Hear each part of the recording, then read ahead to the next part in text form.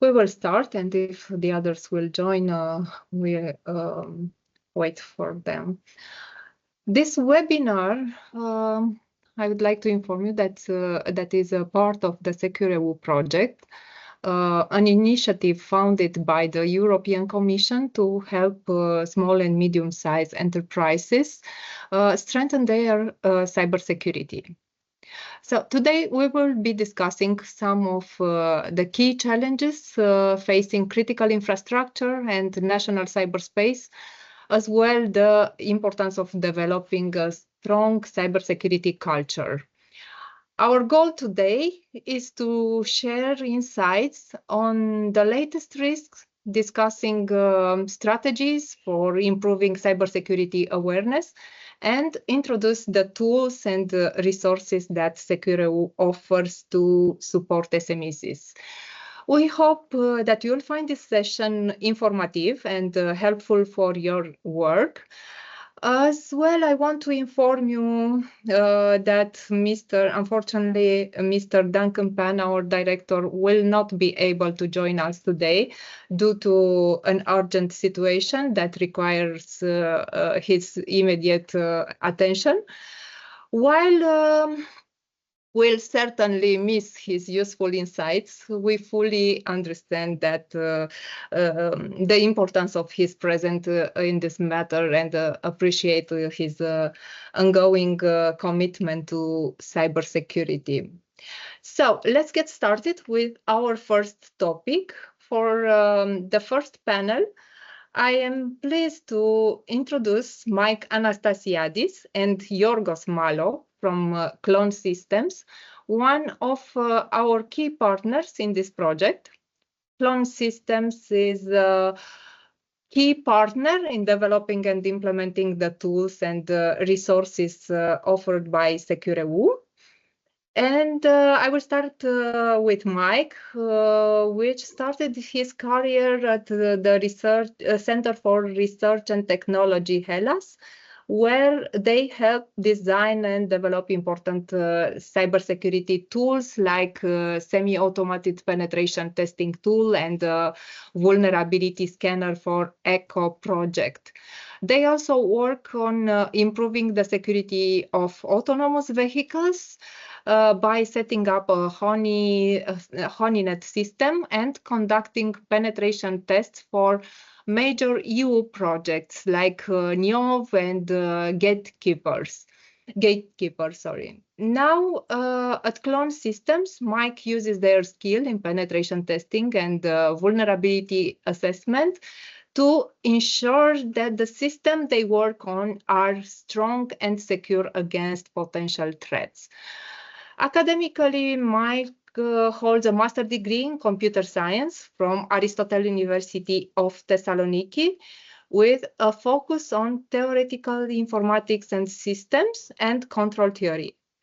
They graduated with distinction and conducted research on lattice-based cryptography and learning with error problem, demonstrating their strong background both in mathematics and cryptography.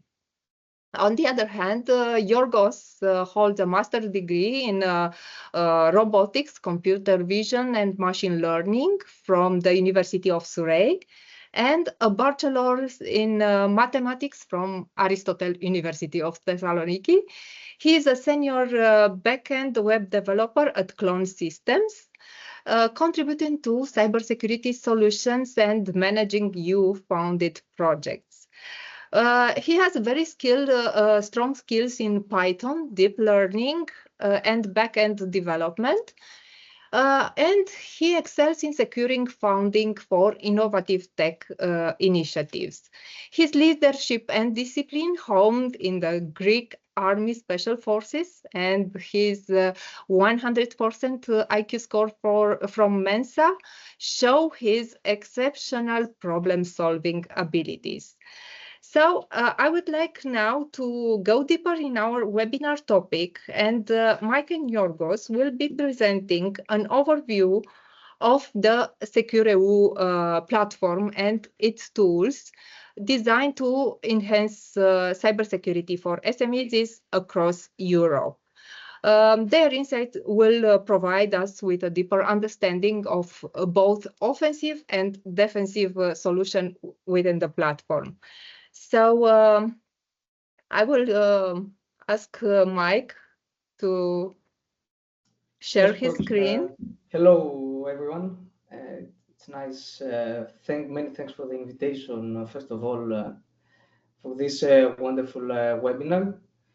Let me share my screen in order to share my presentation.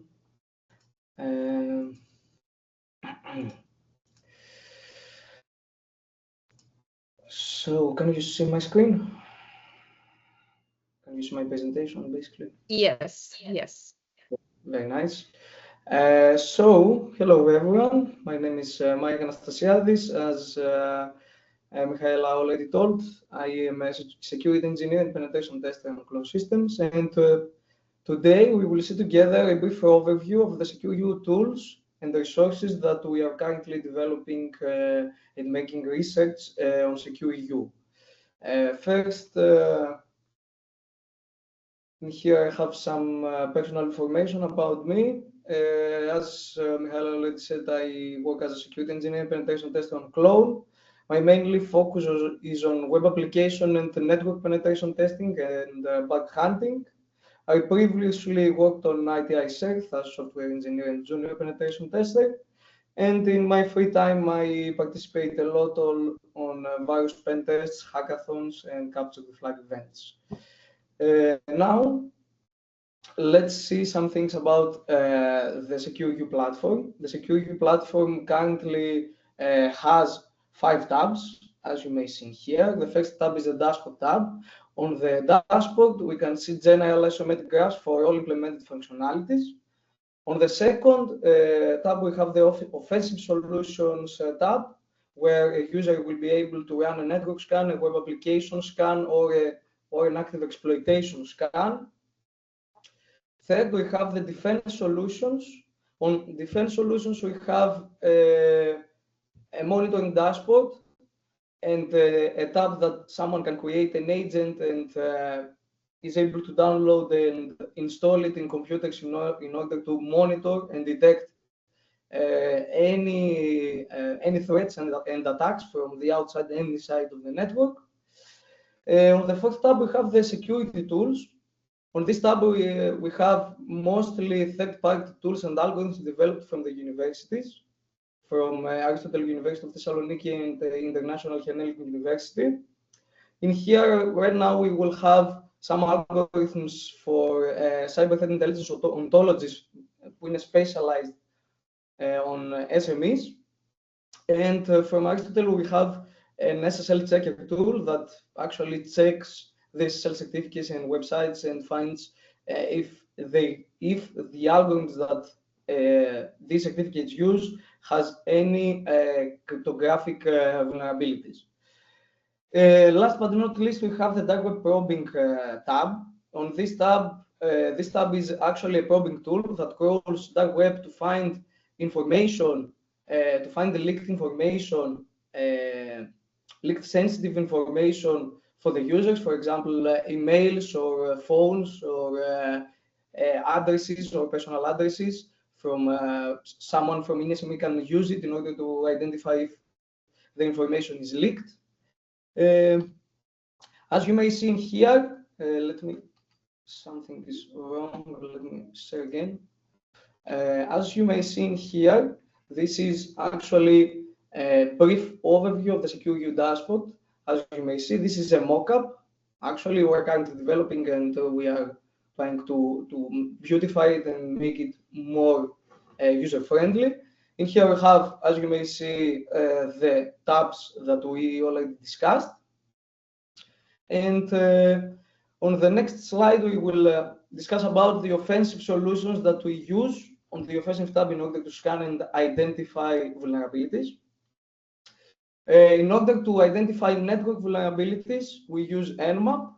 In order to find any useful network vulnerabilities, we try to address all the layers, both the network layer and both the web application layer. That's why on the second phase, we use a web application scanner, which is open source and called ZAP proxy. So we can basically either use one of them, or you can use all of them to identify both network and web application vulnerabilities. On the third, we have we use an active exploitation framework called Metasploit in order to try to exploit any specific identified vulnerabilities on the hosts, on the targets.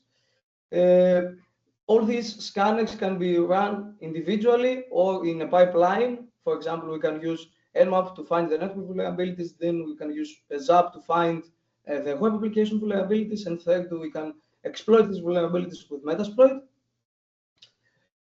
All of the initial offensive solutions will be used in Docker containers in order to be easily scalable and run individually and not having any problems during the deployment. We also use Ansible scripts for automation to pull the images to install on right now on the use cases and on the SMEs in order for someone to be easier to use our solution. All the offensive solutions run through a backend server, and the backend server, of course, communicates with the front-end interface, user interface. We will see more things about the general architecture of the offensive solution on the next slide. Of course, we use all those results from the scans to create a CTI ontology and train machine learning algorithms to predict the severity of the attacks. These algorithms will be developed from the International Hellenic University. On the next slide, we have a high-level architecture of the offensive solutions. As you may see here, we have Nmap, ZAP, and Metasploit all running through Docker containers. We have a backend server which is able to start and stop scans. All the results from the scans are stored in a MongoDB database. And of course, all those algorithms take inputs from the results through the web server from the databases. And of course, we have the SECUR-EU dashboard where we can run, stop, and see all the results that we were discussing right now. On the next slide, we have a high-level technical architecture of the defense solutions. Right now, we're using some open source solutions for in order to monitor the network logs, to use alerts and things like that. We use Wazoo, Suricata, and Elasticsearch. All of them are running on isolated Docker containers. Although we are currently developing an agent on Golang that will be used, will use as basis the OSSEC agent that also Wazoo is using in order to make it more sophisticated and find more threats and alerts on the computers. Again, we have the main backend server that use all those functionalities to communicate with the front end with the dashboard. Of course, all the results from the logs and from the alerts are stored on a database. And we use all those network logs from attacks and defenses in order to create attack categorization algorithms and identify what types of attacks we have on the systems, the severity of the attacks, and to identify if there are any CVEs on the systems and things like that. And as I said, all those information can be seen on the SECUR-EU dashboard. On the next slide, I don't know why it's not working. On the next slide, we have the main mockup that the offensive solution tab is based right now. As you may see on the offensive solutions tab, we have two subtabs. One is for the scans and the second is for the results. From the scans, the user is able to create a new scan and use and select the type of the scan, if he wants to run a network scan, a web application scan, or an active exploitation scan, or all of them together. Then the scan is created, then you can push the button to start the scan, and you can see the progress, the status, where the last scan was run. We have the target that we are currently scanning, the name, and on the options you can edit all this information. On the next slide, we have the offensive solutions subtab. In here, we are able to see all the results of the offensive scans that we ran on the previous tab. As you may see, we have right now 4 subtabs. One is the vulnerability severity distribution, where you can see how many vulnerabilities are high, how many are critical, medium, or low. We have a graph for top 5 vulnerabilities. As you may see, we have the most vulnerable hosts in here also, and the vulnerability trend on the past 12 months that we currently found on our hosts. Slide, it's the end of the presentation, so thank you very much for this. Of course, if you have any questions, I am more than happy to answer to them, and of course, feel free to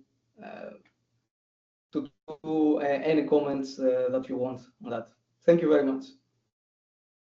Thank you, Mike. Yes, we assisted more technical presentation from your part. Now, yes. I would like to in our today digital landscape, how we like to mention, SMEs often face unique challenges in their cybersecurity, such as limited resources or expertise. Given your experience, what specific challenges do SMEs encounter, and how does SECUR-EU address these challenges? Through tools like the network and web application scanners, or the offensive and defensive solutions. How can we would like to know and to have a clear image how SECUR-EU address these challenges? Well, nowadays, actually, small and medium enterprises face several challenges that distinguish them from larger organizations, especially in the realms of cybersecurity. As you said, key issues include limited resources, a lack of specialized expertise, and higher vulnerability to cyber attacks.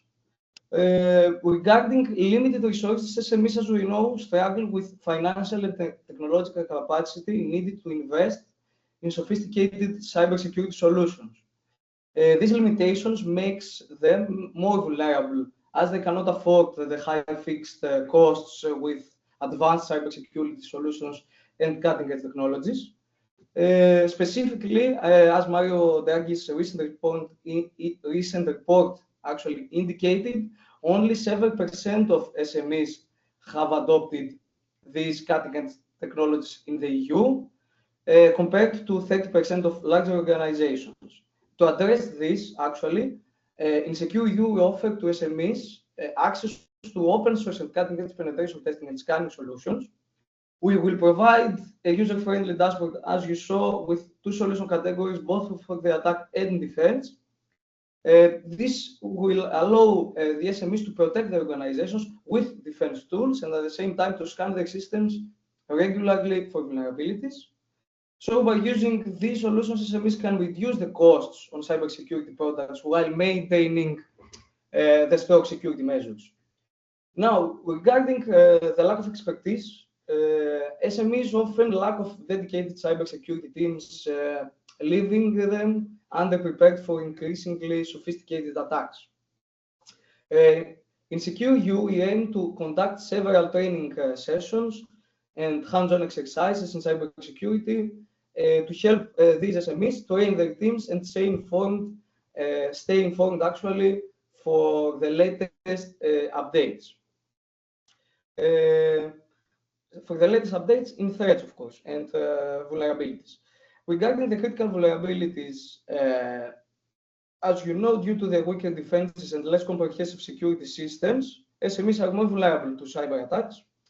This issue is worsened across regulation, with regulations across the EU, which also limits their ability to adopt to advanced cybersecurity solutions.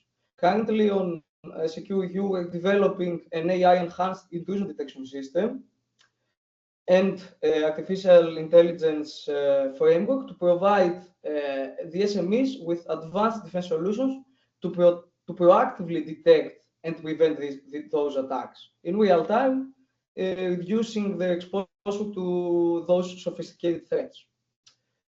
Yeah, I think these are the most these are common challenges. How we try to address all those challenges on SECUR-EU right now. Yeah. Yeah, can you please stop the sharing screen? And as well, I want to mention that SMEs is sometime as well, they are making some common mistakes when securing their digital infrastructure, and often due to the lack of awareness and resources, as you said, and as you mentioned,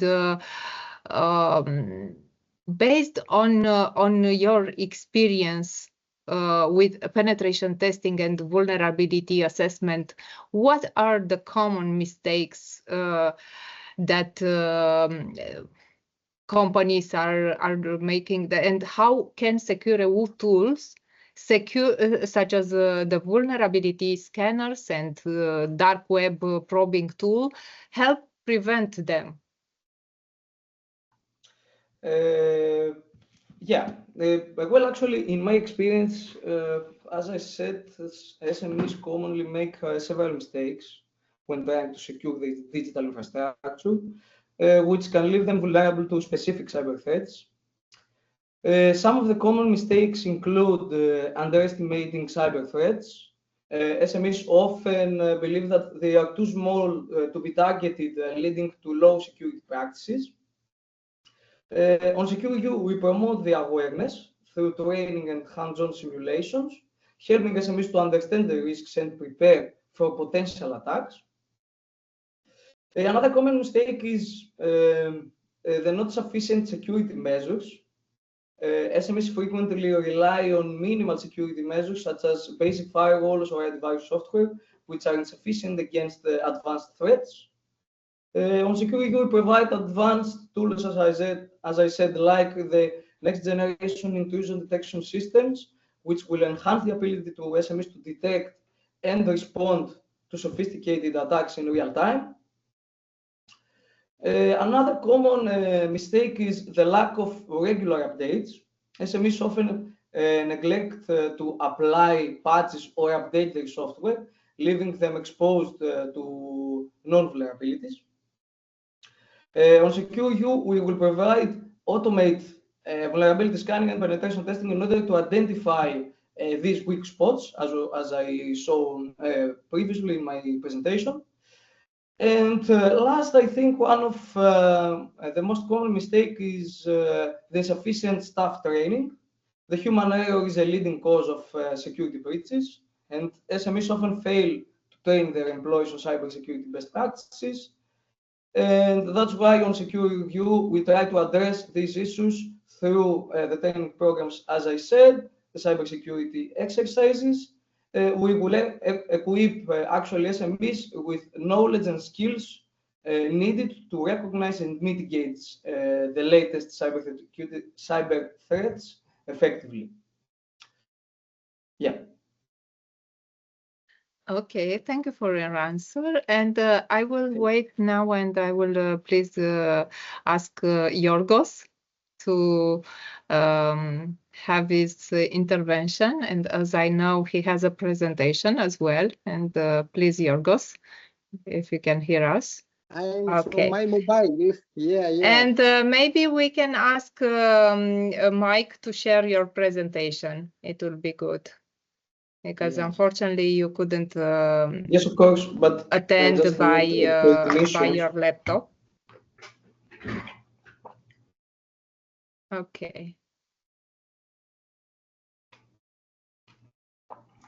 Yeah. So actually your presentation, Yorgos, it's about? So yeah, it's about to leverage SECUR-EU project outcomes for SMEs business. I'm not sure. Is anyone sharing my screen because I cannot see the sharing? Michaela, can you share the presentation of Yorgos, because I don't have sharing permission right now. I don't know why. Okay. One sec. Can share my screen.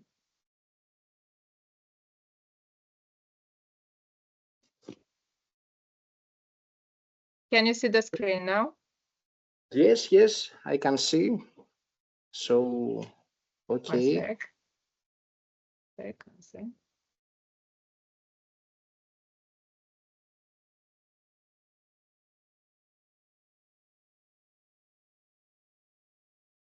Okay. Can you hear me? Yes.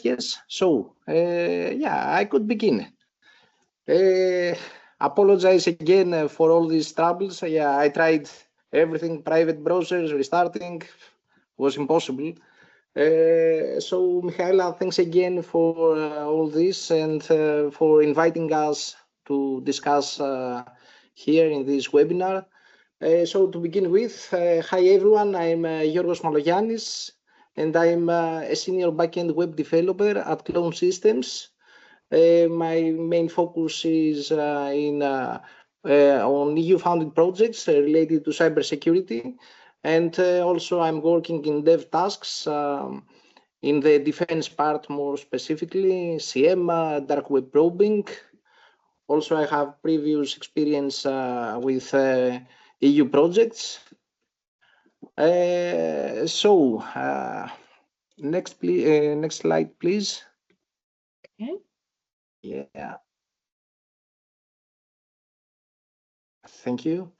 Yeah, I had some, animations and all of this. However, it's fine like that. Yeah, it's functional. So the SECUR-EU project involves 14 consortium partners and 2 supporting organizations, started December 2023 to December 2026.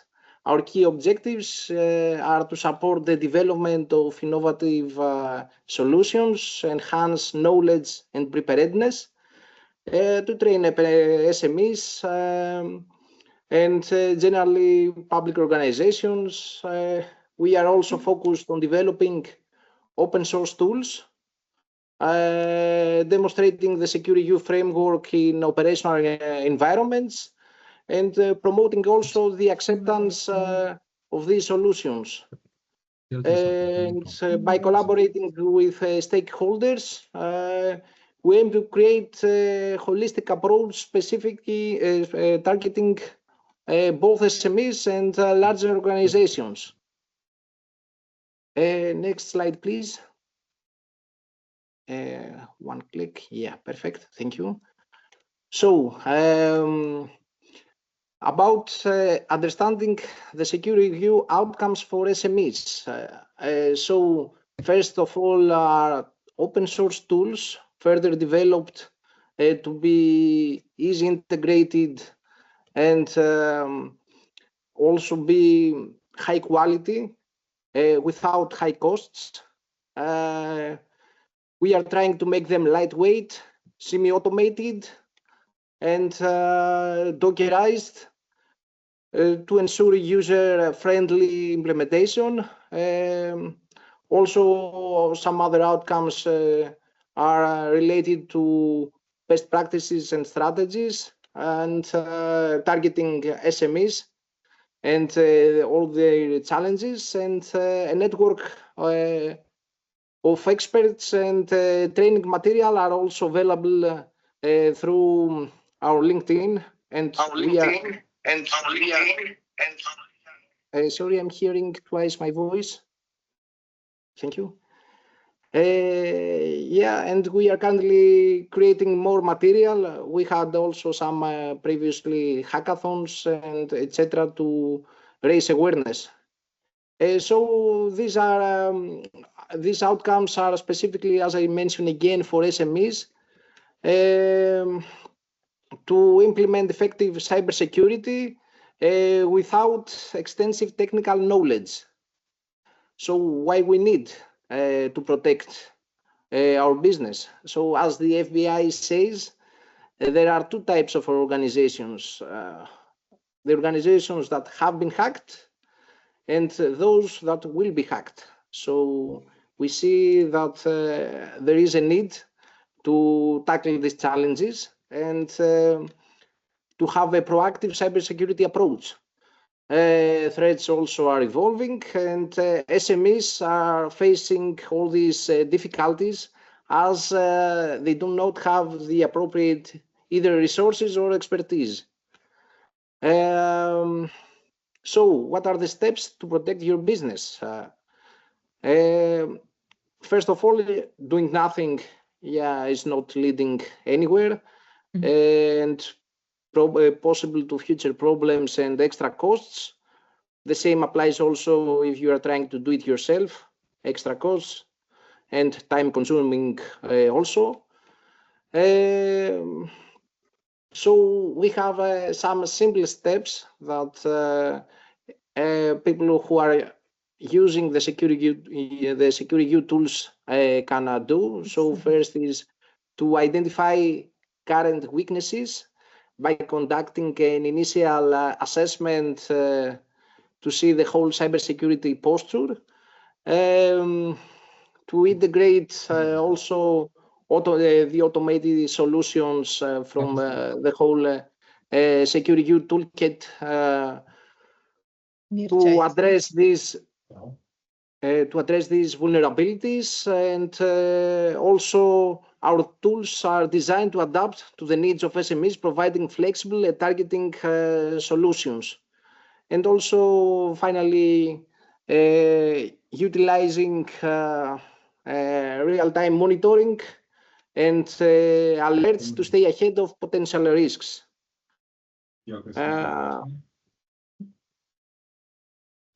Also about the training. So I'm trying both to see my screen, the slides, and the small screen. So about the training, as I mentioned, training is a crucial aspect of cybersecurity, and also for small, medium enterprises. SECUR-EU offers a range of training modules to help build your team's awareness. For example, to help employees recognize potential threats such as phishing attempts and malwares. We provide also regular webinars and workshops to keep people updated about the latest threats, tactics, and best practices. This is, I think, this initiative will help reduce the likelihood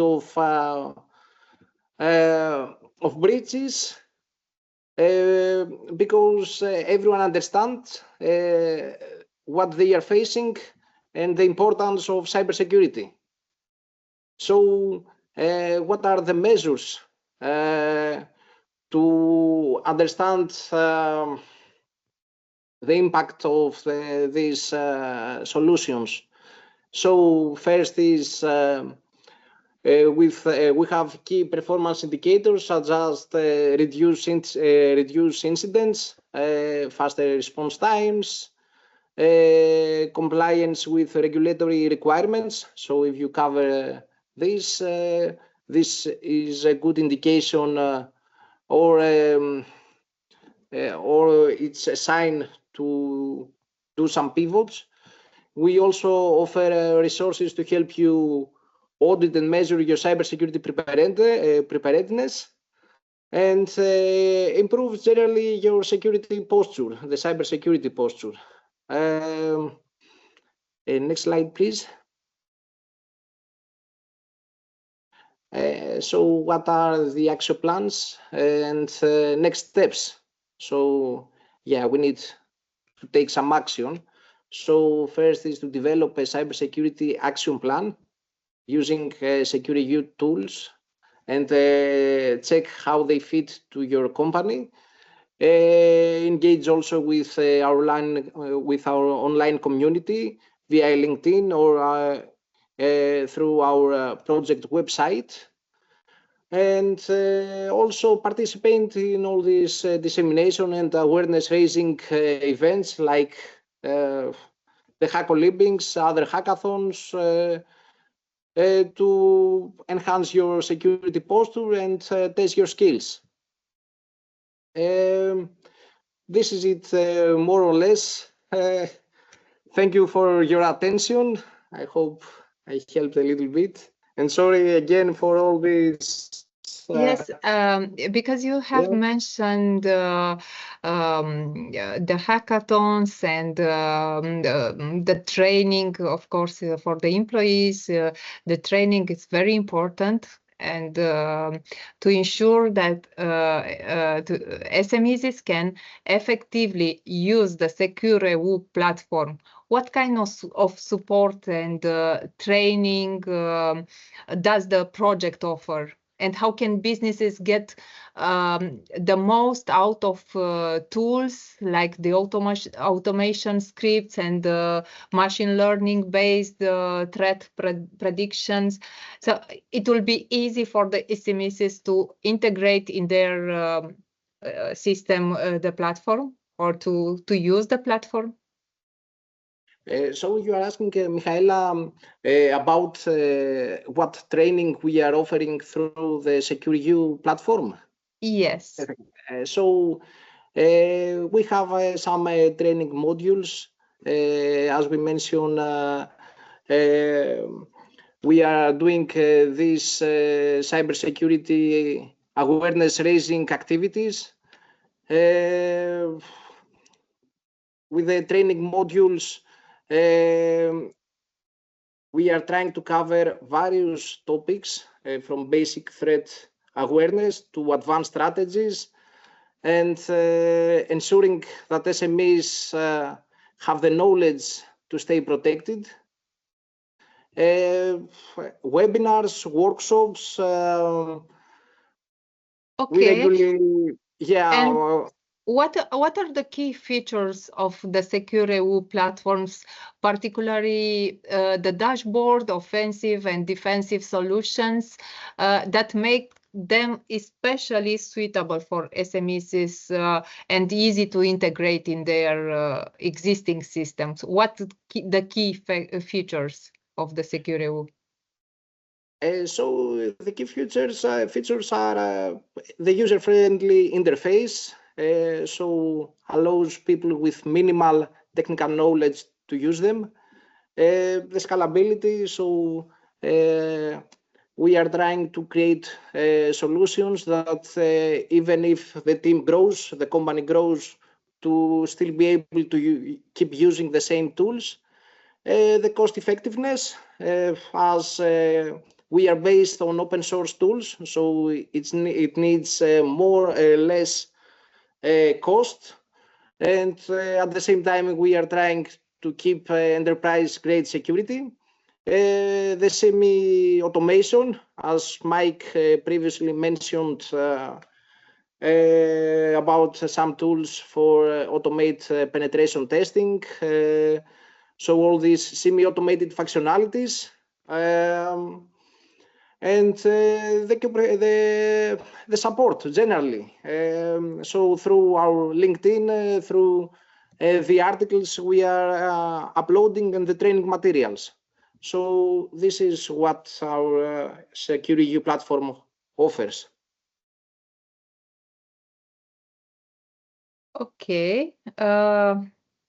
Now I would like, thank you very much, Michael and Yorgos, and hope everything will go smoothly. And now for our second panel, I would like to introduce my friend Mircea Constantin-Șcheau, who holds a PhD in public order and national security, with a focus on economic and security, particularly cybercrime and financial transactions. Mircea is an author and co-author of 3 volumes, one of which cybercrime regarding financial transfers, who received the Victor Slăvescu Prize from the Romanian Academy. And he also has authored over 50 articles on topics such as management, law enforcement, critical infrastructures, information technology, artificial intelligence, defense, and cybersecurity. Mircea has lectured at numerous international conferences and served as honorary associate researcher at the University of Craiova, the Maritime University of Constanța, and Danubis University of Galați. He is also member inter alia of European Research Institute at Babeș-Bolyai University. Mircea will present our next distinguished guests, and he will also conduct the topic discussion. So I hope Mircea can hear me. And one sec. Today the connection is not with us. Hope that you hear me now, and I'm connected. Finally. Great. Thanks. I will start to have palpitations. Only technical problems. Okay. From where I heard you introduced me. So I already made your introduction about your background and about all your great work that you did before. And now I will give the floor to present our next distinguished guests, Mr. Professor Roceanu and Mr. Bica. So thank you so much, Mihaela. Thank you so much, Professor Nioru Roceanu, PhD, Carol I National Defense University, Director of the Council for Doctoral Studies, full Professor of Cybersecurity and Security Actions, PhD in the field of military sciences, specialization of command and control systems with the thesis defended in 1999 titled Civilian Telecommunication Systems and Services Used in the Military Operations. He published over 10 books, 50 articles indexed in international database, initiated and managed more than 15 research and development projects in national and international programs, NATO, European Union, USA, Great Britain, and since 2004 he represented Romania in the NATO Working Group for Educational Development and E-Learning Technologies. He's a member of the Doctoral School of the European College of Security and Defense and supervisor of the fellowship program. And the next guest of us, Mr. Bica, also professor at the Military Technical Academy in Bucharest, where he also serves as the Dean of the Faculty of Information Systems and Cybersecurity. With over 25 years of experience, he has placed a pivotal role in shaping the cybersecurity landscape in both academic and practical domains. His academic contribution include teaching critical subjects such as communication protocols, computer networks, cryptography, and information security management. Beyond academia, Mr. Bica is actively involved in research, having participated in numerous NATO and European defense agency working groups focused on cybersecurity issues. Mr. Bica has also contributed to over 90 publications, included 6 books, and has held on or been a key member in 22 research projects. His expertise is recognized internationally and as evidenced by his involvement in various NATO panels and working groups, and his certification as a Certified Information System Auditor, CISA. And with your permission, the first question will be for Mr. Roceanu, with a really short introduction. As the digital landscape continues to evolve, the demand for skilled cybersecurity professional is growing rapidly. Educational institutions played a pivotal role in preparing the workforce to meet future cybersecurity challenges by providing comprehensive education and training. These institutions equip students with the knowledge and skill necessary to protect digital infrastructures and combat cyber threats. what role do educational institutions play in preparing the workforce for future cybersecurity challenges? How can they collaborate more effectively with industry? Mr. Bika, please. Hello everyone, and thank you for the invitation. Congratulations for this challenging project. I'm sure you will face new ideas and will come with new solutions, as I saw from the technical presentations before. I'm my name is Ion Bika. I'm working for Military Technical Academy. Before addressing the first question, and I would like to, with your permission, I would like to say a few words about our university. Military Technical Academy is a polytechnical university established for 75 years ago. We are training engineers for Ministry of Defense and other institutions. Regarding cybersecurity, we started the first master program in 2006. So we have a long experience in training specialists in this area. We are in my faculty, we have a center of excellence on cybersecurity technologies. This was established 8 years ago. It's fully equipped with solutions and equipments related to cybersecurity, including a state-of-the-art cyber range. Regarding the question, in fact, there are two questions. The first is related to the role of universities in preparing the workforce for future cybersecurity challenges, and the second is related to the collaboration between the universities and industry in this area. First of all, according to statistics, there is a global shortage of nearly 4 million cyber professionals, with about 300,000 in Europe.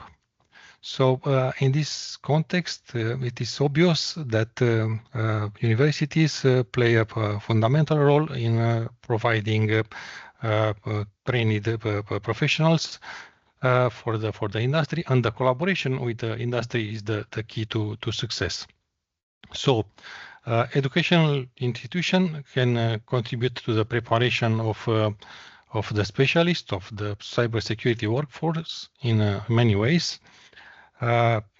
Universities have to develop training programs adapted to or align it with the industry needs. These training programs needs to be adapted continuously to reflect the latest industry trends, emerging trends and technologies like artificial intelligence, like blockchain and cloud security, and of course quantum technologies. In my opinion, and based on my experience in building curricula for these training programs, hands-on training plays an important role because it provides students with practical and real-world experience. By hands-on training, I mean ethical hacking workshops, I mean capture the flag exercises, and other competitions.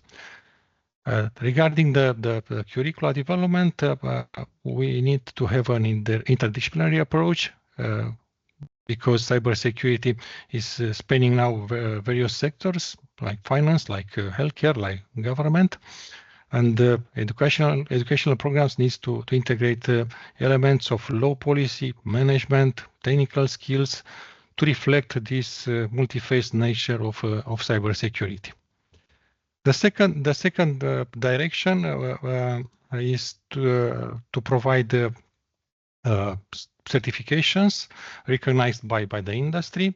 In my opinion, it's important to include in academic programs these professional certifications, highly appreciated by the market, like CISP, OCSP, and the Certified Information System Auditor. This certification validates the skills and align education with industry standards. Collaboration with industry by internship programs, guest lectures, and having experts from industry, bringing new concepts, new trends into training programs that are running by the universities. It's highly appreciated by the students. Nevertheless, cybersecurity awareness is important. In Military Technical Academy, for example, we have included awareness programs in all bachelor specialties. So we have an introduction to cybersecurity course for all bachelor programs. This is important as threats like phishing and ransomware affect all of us. So basic cybersecurity literacy should be part of the broader education framework. The second part of the question, how educational institutions can collaborate more effectively with industry. First of all, we need feedback from industry. We need feedback to adjust our training programs, to provide the skills required by the industry. And of course, to align the programs with the technology trends and other gaps with specific to the industry. Of course, joint research and development projects, it's another way we can collaborate with the industry. Mentorship programs are highly appreciated by students. Collaborative cybersecurity competitions, the competitions run in common by universities and companies. Hackathons and other events such as this are also highly appreciated by the students. Nevertheless, in case of attacks, data and threat intelligence sharing is mandatory. We can learn from experience. We can share our experience to cope with evolving threats. So I hope I answered the question, and thank you. Thank you so much. Thank you so much, Mr. Bika. Really covered the answer to the not only two questions, but multiple questions included in the same question. And Mr. Oceanu, from a military perspective, why is it important to build a strong cybersecurity culture in an organization, and how can military discipline and protocols influence this, if you are so kind? Good afternoon, everybody. Congrats for this exceptional event in domain of cybersecurity. I could have different answers, different levels of answer to these questions. But everything is permitted, so please be inventive and. Thank you, Mircea. But first of all, I would like to discuss about what means security before to discuss about cybersecurity. We as society, we have some problems in understanding correctly what means security. And going from this, let's see, less understanding what means security, we are in a position to have a lot of weaknesses regarding the cybersecurity. Because in our society, we as an individual, we didn't and we don't pay attention to being safe, to be in a security position.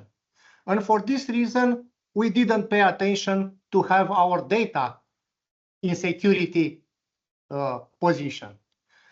We are not faced with hackers because we don't know what means hackers. We don't face with, let's see, other data incidents because we don't pay attention what kind of data has to be secured. For this reason, my opinion is that, yes, in our society, and not only in Romania, we have a problem, first of all, to understand correctly and to apply what means security when we are in a security position. And going from here, we could understand cybersecurity. In military organization, the things are very simple. Because in military cybersecurity, the security is not an option, it's mandatory. For this reason, I would like to stress that military organizations based on hierarchical command and control structure and discipline are obliged all personnel to obey the sets of standard operational procedures in all domains, including cybersecurity. As I mentioned, in the military organization, everything is based on obey the orders, and orders including the sets of standards, standard operational procedures. Practically, if you don't want to pay attention to cybersecurity measures, for sure you will pay attention to penalties. That is clear in the military. The problems are coming from the civilian institutions, where, let's see, there are not so much discipline in obey the procedures, the standards, and I don't speak about all kind of civilian institutions because I faced the corporate organizations where the data protection was very, very important. But I faced the governmental organizations where no attention about data protection. No attention because the people who operate to different devices never trained, never faced with some scenarios, some exercises, or they didn't have procedures, standards, and criteria. For this reason, I think that cybersecurity culture has to be in front of our efforts. When I means our effort means every kind of governmental organizations, including military or specialized institutions as DNSC or ICI or others, who are specialized in cybersecurity to provide more and more information, data, training aspects to the civilians, and not only to the organizations. We have to go in schools. We have to go in a primary school because the users of digital devices at this moment are very young. Part of them start with having the smartphone in 6, 7, 8 years. We have to go to the schools to help them, to provide to pupils, to provide to young people I think that rules. I think that should be a win-win, or should be a bi-directional relation between institutions and the public sector and public organizations, and not at the end to the people. I think that the culture means not only the organizational efforts of institutional efforts, but each of us efforts. And I thank you so much, Mr. Roceanu. If you allow me, I'll pass to the next questions to Mr. Bica. Is it okay for you? Is it, or you want to add something to this point? No, it's okay. It's okay. We can ask yes. Mr. Bica. In this case, Mr. Bica, what are the biggest challenges in creating a unified cybersecurity culture in a diverse workforce, and how can strategy for military leadership and teamwork help overcome these challenges?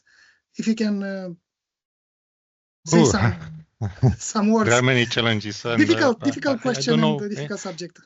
It's a quite difficult question. I don't know if I don't have any example of an organization with a unified cybersecurity culture. There are many reasons of that. First of all, the varied knowledge and skill levels between the employees, the resistance to change, and the communication barriers between the employees, and the most important, the leadership commitment. In military organization, it should be easy to have a unified cybersecurity culture, because there are some strategies that allow military organization to achieve this objective. Mission-driven culture, for example, standard operating procedures, as Professor Roceanu mentioned. Teamwork, continuous training and exercises. You know, the military frequently conducts training and exercises to prepare for the real world scenarios. And this is a good example for industry that can adopt this strategy by regularly conducting cybersecurity exercises. And the last but not the least, the resilience and adaptability. So these are strategies coming from military that theoretically should should offer a unified cybersecurity culture. There are other military strategies that, in my opinion, are not so well fitted. Discipline. You cannot obtain a high level of cybersecurity by discipline. You need to be flexible to quickly adapt to challenges. Defense in depth is another military concept. That concept was popular many years ago. Even in the military domain, we prefer now elastic defense, or in terms of cybersecurity, zero trust network approach, and so. So there are many strategies coming from military that I find them useful for industry, for civilian organizations, but the other ones are, some of them are rigid and must be adapted to the new challenges. So in conclusion, it's difficult to achieve a unified cybersecurity culture. We have to work a lot for this. Hope the new technologies will help us to achieve this goal. Thank you so much, Mr. Bica. Last question, actually a mixed question for Mr. Roceanu. What role do military educational institutions play in preparing personnel for cyber threats, and how can their approaches be leveraged to improve civilian cybersecurity training programs? And given the hierarchical structure in the military, how can leadership at all levels contribute to a stronger cybersecurity culture in an organization? If you can answer to the both questions in the same answer, please, because I addressed 2 questions at the beginning to Mr. Bika in the same questions too. Yes, understood. As my colleagues Ioan Bika mentioned on his first answer, the military universities, he represented the Military Technical Academy. I am from the National Defense University. We cover different aspects in the military area, in the security and military area. While Military Technical Academy are focused on the technical aspects, we are focused to the operational aspects in fields of cyber security. If this question came 10 years ago, I couldn't have an answer, because the military institutions started to be open to society 10, 15 years ago. By that time, the military institutions was very, very close only to the military objectives. At this moment, both institutions, Technical Academy and the National Defense University, are open to civilians. Of course, the curricula is not the same. The content is not the same.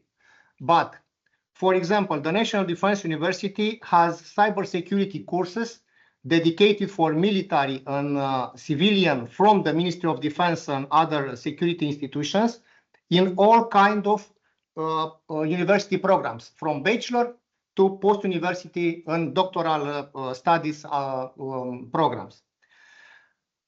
In the same time, we have programs, university programs, which are open to civilians. And speaking in this kind of programs, about this kind of programs, we have bachelor programs for information management, which is based on cybersecurity, in fact. We have master degree focused to cybersecurity programs, which are open to all civilian, and they are very interesting because it's complementary with Military Technical Academy or Polytechnical University of Bucharest, because we are not focused technical, we are focused to management. We are focused to aspects of, let's see, cybersecurity governance. Of course, leadership, you mentioned about leadership. Leadership is important everywhere, because on the pyramid of specialties, of skills in the cybersecurity, has at the top of level the cybersecurity vision. And cybersecurity vision, policy, security governance are given by the strategic view, leadership at strategic view, in our cases, in the Ministry of Defense. But the work, the operational, the technical, let's see, the fight, it's at the below levels, where the engineer, where the tactics, where the specialists are faced with all kinds of threats in a cybersecurity, in a cyberspace. So I could say that military training institutions which are focused to cybersecurity programs could be a very good opportunity for all kinds of institutions, not only institutions, but also individuals, to gain a very good training with a very good knowledge based on dynamic kind of didactical methods, scenarios, role play, and war games and something like. Okay, Thank you, Mr. That's- Bika and Mr. Roceanu and Mr. Bika as well. I would take this opportunity because you talk about leadership, and we have a distinguished guest from the Luxembourg House of Cybersecurity, Mr. Pascal Stein. And I would like to know if he can hear us. Pascal? Yes, hello, I can hear you. Okay, can you? Perfect. We can see each other as well. So I will take this opportunity to introduce Pascal, who has dedicated over 20 years to advancing cybersecurity in Luxembourg and Europe. And he's a leading figure in this field.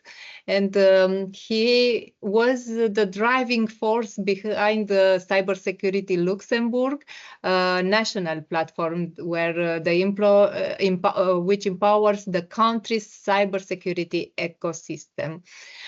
In 2017, Pascal was honored as the Information Security Personality of the Year, recognizing his lifelong commitment to cybersecurity. He began his career as a software engineer before joining the Luxembourg government in 2002, where he played a key role in creating critical initiatives like LuxTrust and Circle. From 2003 and 2014, he represented Luxembourg on the management board of ENISA.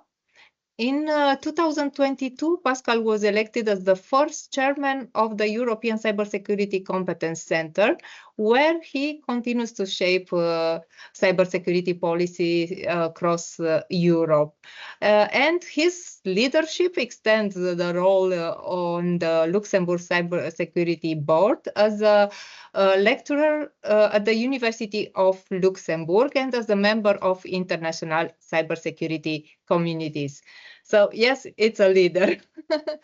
So thank you, Pascal, for joining us today, and I'm sorry for the delay. I would like to have some. I don't know, how cyber threats are constantly changing, and staying ahead of these risks requires more than just technology. Continuous education and training play an important role in building an organization resilience. Could you share some insights on how ongoing education and training in cybersecurity can help organizations stay ahead of emerging threats? That's why, because we spoke about the military training and the military education in this cybersecurity field. But how do you see it from your organizational perspective? Yes, first of all, thank you for inviting me for this conference and for the introduction.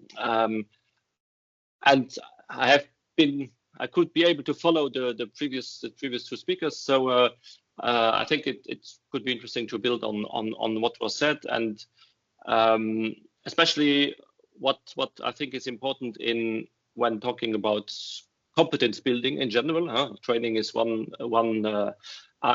aspect of competence building, is this cybersecurity culture element. And this is something that also in Luxembourg, and you mentioned that it's close to 20 years now, or a bit more even, that I'm involved in cybersecurity project in Luxembourg. And in fact, it started with that objective of our strategy in 2002 here in Luxembourg to prepare or to move to a cybersecurity culture. At that time, it was called differently. The word cybersecurity was not yet used, but it was the idea to develop a couple of strategies, of policies, of different tools and platforms, actions, projects, whatever, that could help us as country to develop or to create a culture of security. And this is something that does not happen in a couple of years. I would say now, 20 years later, we have still not achieved it. It's something very long term. And of course, I would say the environment is changing, especially the threats are changing and evolving a lot, getting quite faster, are evolving fast, and new types of threats are coming up. New mechanisms need to be known, trained, and new tools need to be developed to protect against such. So of course, what is absolutely important is to raise awareness, so to make not only users, but I would say all stakeholders aware of what is at stake. What are basically the risks? What type of threats are out there, and how is it possible to protect against such threats, and especially also to make aware about what could be the impact. And this is something that can be done at the global level, but also at a local level, even at the company level. No? So normally a company strategy should also go around a risk assessment first to identify, okay, what are the biggest risks. So a risk approach is something that is, in my view, and that's also how in Luxembourg we developed the strategy the last couple of years.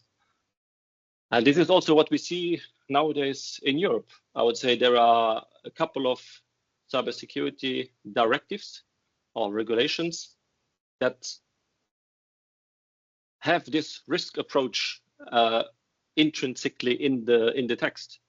One example would be the General Data Protection Regulation, where it doesn't say you have to do this and this and this, but it says based on what are the risks, what are the possible damage that can happen, you should do more or less security, you should do more or less protection. So this is really something that is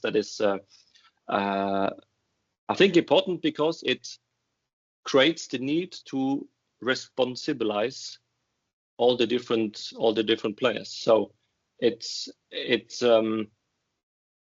and especially today we see that it's unfortunately not anymore enough to follow standard procedures, to follow a certain script.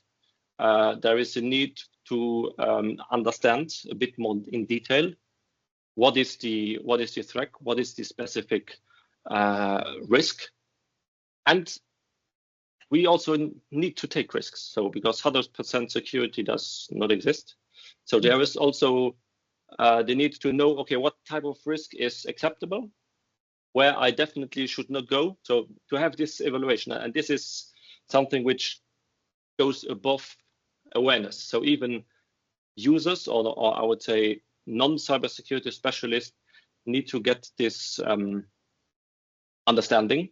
And so we have to really intensify all the training activities, in the sense that going above awareness, bringing in, I would say, education. Of course, there are I would say master's programs or bachelor's, or all these different programs that some have been presented, which is important to have, where we will get some specialists.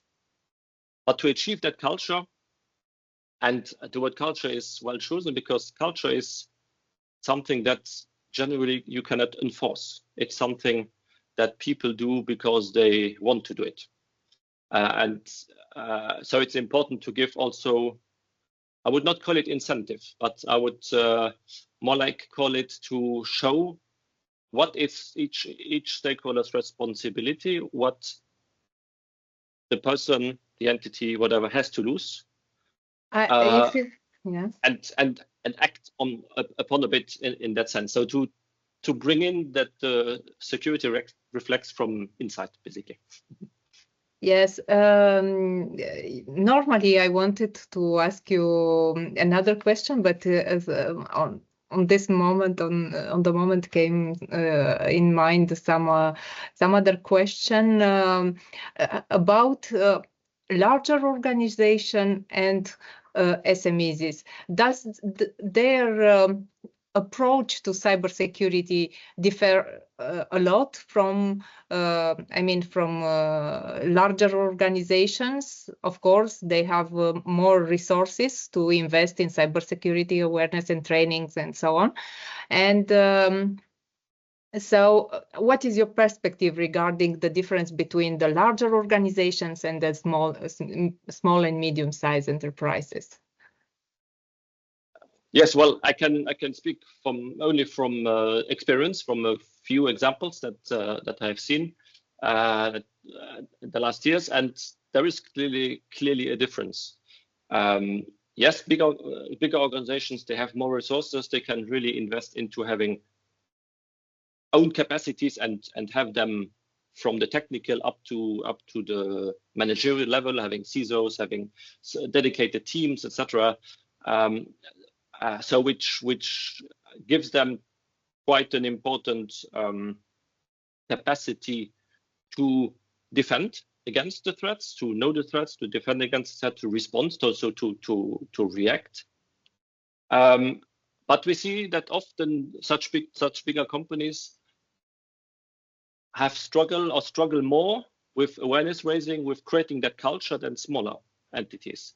Because in small entities, yes, they do most of the time not have the capacity to have own resources, so they have to rely on partners, on service providers, sometimes even on the government, on public institutions. So it's more important for them to really know well the ecosystem, to know who to contact when there is something, because I cannot do it myself. But on the awareness raising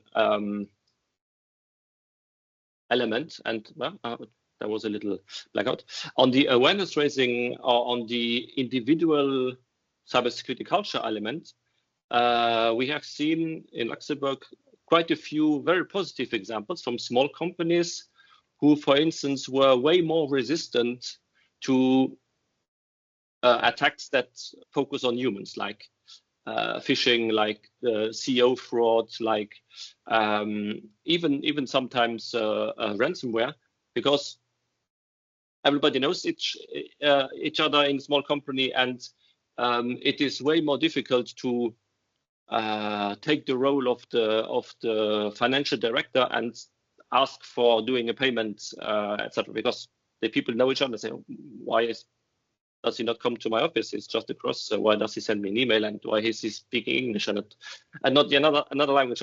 So there it is.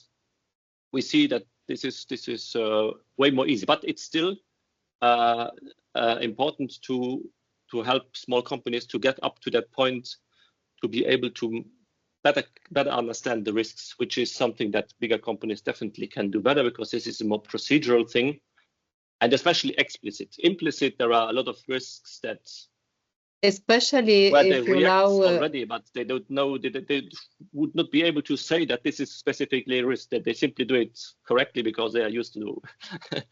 Yeah, especially that you mentioned about the European directives and as well the NIS2 directive. It's very important. It's a very important issue that all the companies should care about. So yes, it's not an optional. This situation is not an optional choice. So thank you so much, Pascal. And I will now give the floor to Mircea again to present our next and last but not the least guest, Mr. Cornel Argint, which will reprise from our side, from DNSC today, Mr. Duncan Penn. Mircea? Unmute yourself, please. Now you hear me. Thank you so much again, Mihaela and Pity, because Dan couldn't achieve this meeting, but anyhow, Mr. Cornel Argent is well known, currently serves as a senior manager at the National Cybersecurity Directorate, and he has a distinguished academic background, holding a bachelor's degree, 2 master's degrees, and a PhD from the Military Technical Academy in Bucharest and the Hyperion University. Sure, his expertise spans electronic warfare, NATO affairs, and cybersecurity, with specialized training from the top institutions such as Delft University of Technology and the German Air Force Technical School. And Mr. Argent has extensive experience in cybersecurity, having completed several advanced courses between 2015 and 2023, including Cyber Defense Command, terrorist use of cyberspace, and cybercrime investigation in the USA, Romania, and Turkey.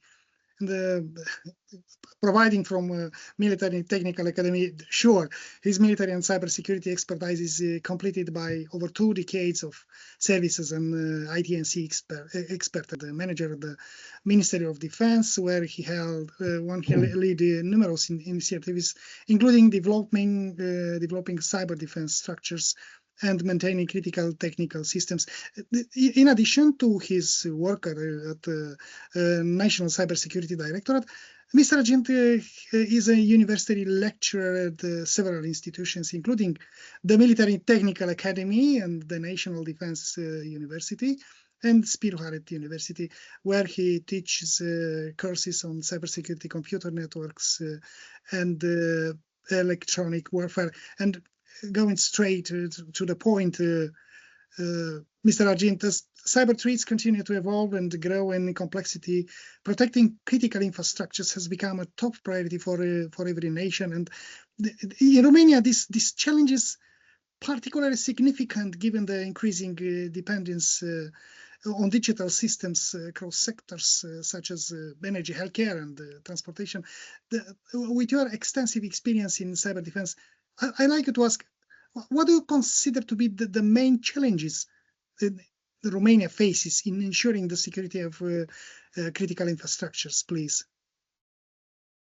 Hello, everyone. First of all, thank you for your invitation at this really interesting debate. Thank you for coming and for attending. Thank you, for Mr. Schiau, for your introduction. My pleasure. Now, to pass to your questions. As you know, the critical infrastructure became more attractive for cyber attackers, and the effects became more and more difficult to disrupt. This is because the cyber threats against this infrastructure become more sophisticated, targeted, and persistent. I would like to pinpoint some aspects that make us more resilient against this kind of attack, because the cyber defense is not only a technical approach, but involve all the personnel from these sectors, and we keep into account management, the normal users, and also of course the technicians, the IT guys. Romanian National Cybersecurity Directorate made in the last time some workshops on cybersecurity in order to find the most vulnerability and what are the weakest point that must be improved. These workshops were made in energy sector, transportation, health, and we'll continue with another sectors in order to identify the most significant problems in their cyber infrastructure. One common element for all of these industries is the shortage of skilled cybersecurity professionals. Despite the fact that Romania has an impressive talent pool, we have to work in their education process to implement and manage the robust defense mechanism. We need to grow these talents, let's say, in order to have trained professional that could be professionally involved in monitor, detect, and respond to cyber threats. Another element that we identify is the complexity and the interdependence of critical infrastructure. In nowadays, we observe that a cyber attack doesn't have effects only to the cyber infrastructures, but also have a lot of effects on horizontal on another critical infrastructure. For example, an attack against energy industry could have effects on at all aspect of society. Let's say could stop the energy in a hospital, making it impossible to give help to the population. Let's imagine what's happened with the lights that could block the traffic inside the city, and so on. Another aspect that I want to underline is related to the rise of advanced persistent threats and nation-state actors. In our geopolitical situation of Romania, as a part of European Union and NATO, make us a potential target for this kind of attackers, APTs and nation-state sponsored attackers.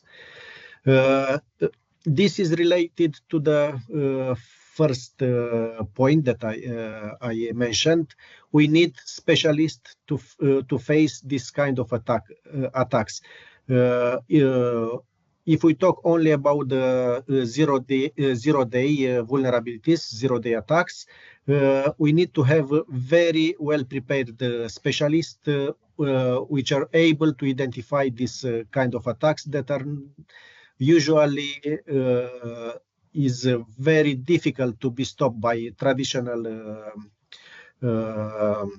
security systems, technical system, but we need to have very well skilled people that are able to observe what is abnormal in our networks. You just raised me the second question, Mr. Agent, and okay. Like you mentioned before, as cyber attacks become more advanced, both public and private organizations must constantly adapt their strategies to save our sensitive data and ensure critical systems that we spoke about before. In light of your experience in both ITIC management and cybersecurity strategy, I like to know, how do you assess, not you, but the National Cybersecurity Directorate, how do you assess the current ability of the public and the private sector organizations to implement effective cybersecurity measures in response to these increasingly sophisticated threats, please? Okay. Your question almost covers all the aspects of cybersecurity except the home users. Touch some points, please. The most important points, please. Yes, I would like to point. First, I want to say that it's a significant discrepancy between large and small organizations, both in public and private sectors. Like Pascal mentioned before. Yes, Pascal discussed about this. So this is the reason that we have to have a different approach to these organizations. One of common point that I mentioned previously. It's the shortage of cybersecurity professionals. I will not continue to underline why, because almost everyone experiences this shortage. A common, let's say, challenge for the organizations is to adapt to the new changing cyber threat landscape. And as Mr. Bika said, we talk about artificial intelligence, social engineering, deepfake, and so on. There will be more and more difficult to identify and to fight against these new technologies. Yes, and how you assessed? This is the most important. How do you assess to implement effective cybersecurity measures? How do you assess them? Because there are a lot of actions enterprised by National Cybersecurity Directorate in public and private sector, and just I want to mention some programs and some I don't know the measures.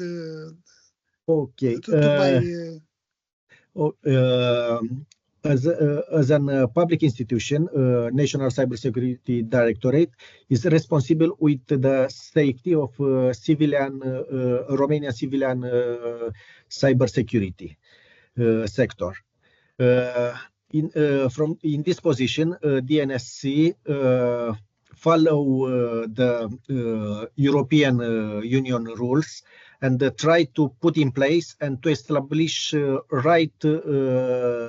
common rules that must be respected by everyone in order to have a common understanding and common approach on the cybersecurity. In this way, for us, it's perfect the frame made by NIS2 that made some standardized approach to the cybersecurity of every company. And make this approach, as I said, from the size of the company and the importance of this company, because we have to have some really strict cybersecurity measures in